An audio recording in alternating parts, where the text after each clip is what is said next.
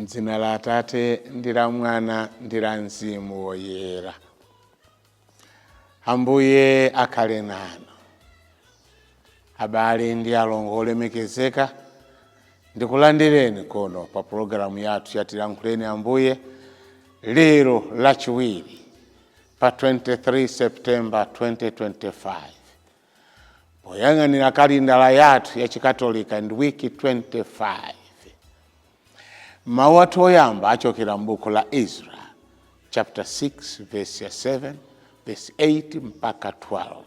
Amene akutiwerengera mawu oyamba ndi Sister Christina Chakalamba, SCO, kuchokera ku St. Michael's Gilime Community Hospital, St. Anne's Gilime Parish mu Archdiocese ya Lilongwe. Ndipo uthenga wathu wabwino uchokera pa Luka 8 ndime ya 19 mpaka 21.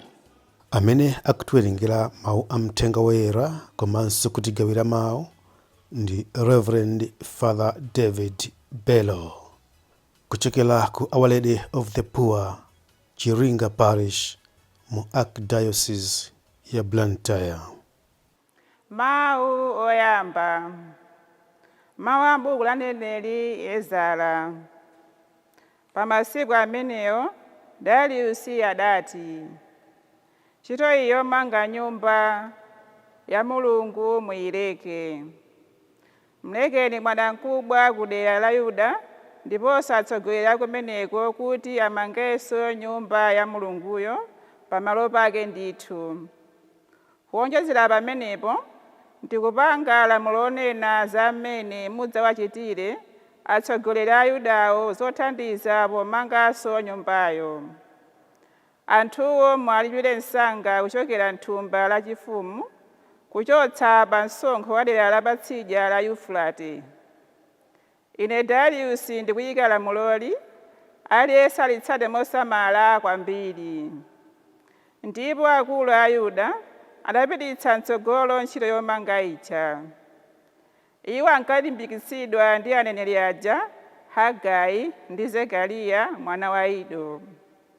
Adamaliza ntchito yawo yomanga nyumba monga momwe Mulungu wa Israeli adawalamulira, ndiponso potsata lamulo la Kilusi, la Dariusi ndi Alita, Kisele, Akisesi, mafumu a ku Persia. Nyumbayo adayimaliza kumanga pa tsiku lachitatu la mwezi wa Adara, chaka chachisanu ndi chimodzi cha ulamuliro wa mfumu Dariusi. Tsono Aisraeli, ndiye kuti ansembe, Alevi ndi anthu ena onse amene atabwerako ku ukapolo adachita chikondwerero chakupereka nyumba ya Mulungu mwachimwemwe. Pochita mwambo umenewu, anthu adapereka nsembe za ng'ombe zamphongo 100, nkhosa zamphongo 200, ana ankhosa 400. Adaperekanso atonde 12 ngati nsembe yopepesera uchimo wa anthu onse, potsata chiwerengero cha mafuko a Israeli. Choncho adawakhazika ansembe ndi Alevi pa ntchito zawo zotumikira Mulungu ku Yerusalemu, monga momwe zidalembedwera m'buku la Mose. Pa tsiku la 14 la mwezi woyamba, obwerako ku ukapolo aja adachita Pasaka. Ansembe ndi Alevi anali atadziyeretsa, tsono onsewo anali oyeradi. Choncho adapha mwana wankhosa wa Pasaka kuphera onse amene adatuluka mu ukapolo, ansembe anzawo ndi eni akewo. Mawu a Ambuye. Tithokoze Mulungu. Ambuye akhale nanu. Mthenga wabwino monga adalembera Luka woyera.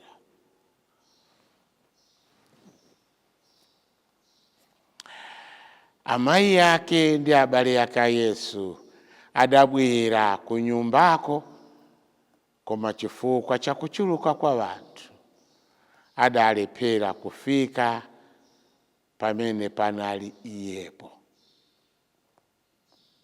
Tsono munthu wina adauza Yesu kuti, amayi anu ndi abale anu ali panjapa akufuna kukuonani.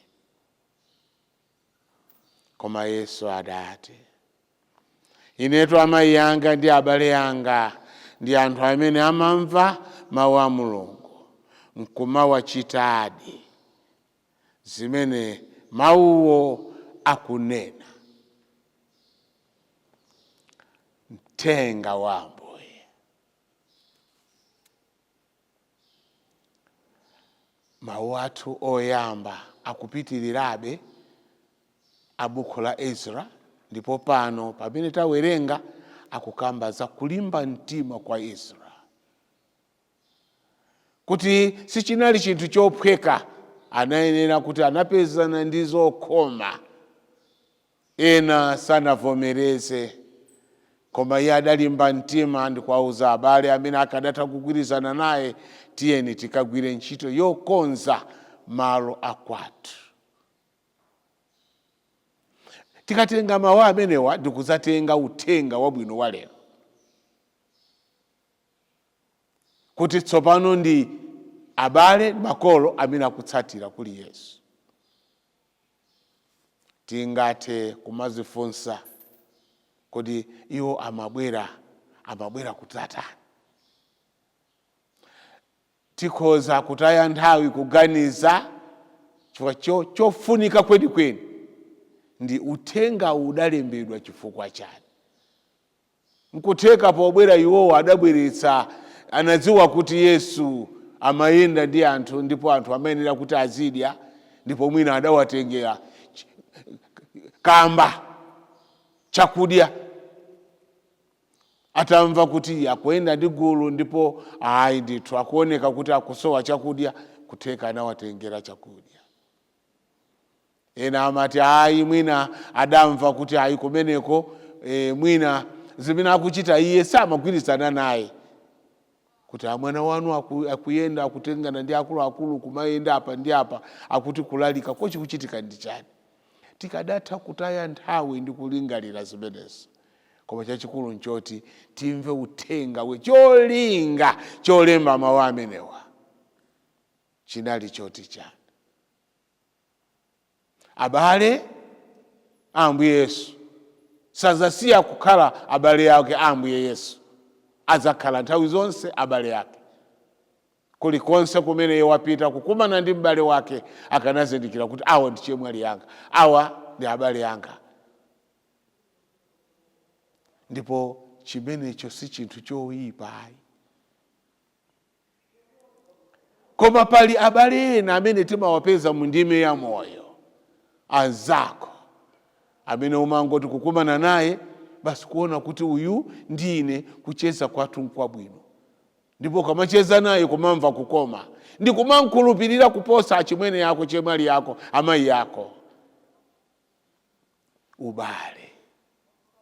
Ndi pali ubale umene umafika chifukwa cha ntchito, kuti kumene mumagwira inu ntchito mwakupezanako ndi anthu, ndipo ina mwa iwo mapanga nawo ubale, amene ndi abale ndithu, extension ya relationship. Pali abale amene timadziwana nawo chifukwa cha chipembedzo, kuti iwowo ndi inu mumapembeza mpingo umodzi, pa chifukwa chimene chimapanga ubale, andi ubale wa chipembedzo umakhala wolimba kwambiri, chifukwa chipembedzo chimakutengerani pa standard ina yapadera, kuti posati physical bodily imafika super spiritual soul. Andi ubale umenewu umakhalanso wolimba koposa. Ndimafuna ndiyambire pamenepo. Amene anabwera kuzaona Ambuye Yesu amatengera pa ubale umene unalipo wapachibale wa magazi. Achimwene yanga, chemwali yanga, mzukulu wanga, andi anthu amene wandofunika ndithu. Koma tikafika pa ubale wa chipembedzo, ndi ubale umene umapyola pa chibale chimene tili nacho, ndipo umatitengera pa level ina. Ndibwereze mawu amene wakuti ubale wa chikhulupiriro ndi ubale umene umatithandiza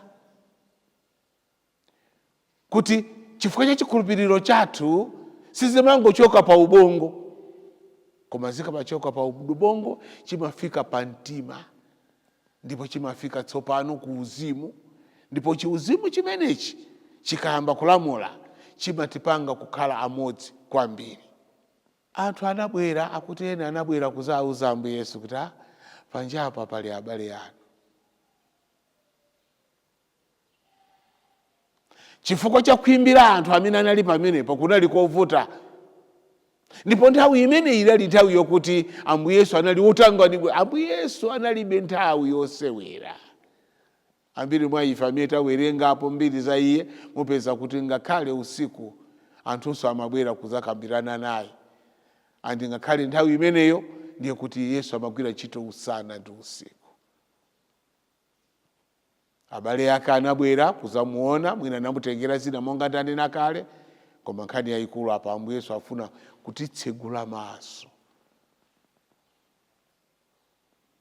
Kuti nkutheka ife ubale wathu ndi azibusa athu, ansembe athu, anthu amene amatipempheresa makatikisisti athu, ndi kukhala ubale uja wongokhala wachoncho. Lero Ambuye Yesu akutiuza kuti tiyenera pamene muli ndi chikhulupiriro chimodzi, ubale wanu uyenera kukutengerani kuti pochoka pa moyo uno mukakhalenso kumene kopitidwa ku limodzi. Nchifukwa chache mumakakamizika kukhala olangizana. Kuti ngati yena alephera kukulangiza amapita kwa munthu amene kumene iye amapemphera kukanena kuti talangizeni. Akuoneka kuti anzanu asakuchita bwino. Chifukwa amadziwa kuti inu cholinga chanu ubale wanu siwa pa dziko lapansi wokha, koma kuti pochoka pansi pano tipite kwa amene anatilenga tikakumana naye. Ndanena kuti poyamba Ambuye Yesu anali otangwanika. Chifukwa chakuti anali otangwanika kunali kovuta kuti ayambe kupeza mpata wocheza ndi abale yake. Ndipo sana tiuze kuti kodi zitachitika zimenezi. Anangolemba kuti mawana nena Ambuye Yesu, ndonena kuti inu tumuli pano ndi abale yangatu.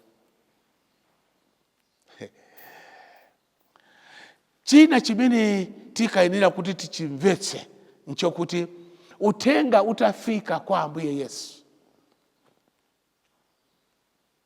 Ambuye Yesu anatenga mawu amene anenedwawa, ngati imene amakamba situkuiziwa kuti inali yotani, anapezerapo mwayi. Nchifukwa chake tiyenera kukonzekera, kadi malaliko tiyenera kukonzekera, koma tiulole Mzimu Woyera ulankhule pamene uyenera kulankhula Mzimu Woyera ulankhule. Ambuye Yesu akutengerapo mwayi kuti nkutheka inu mukamandiona ndiye kuti onse amayang'ana ndikomati kuti iye akufana ndi amayi ake. Mwaona ati ajandi abale yake abanja lina, ajandi abale yake.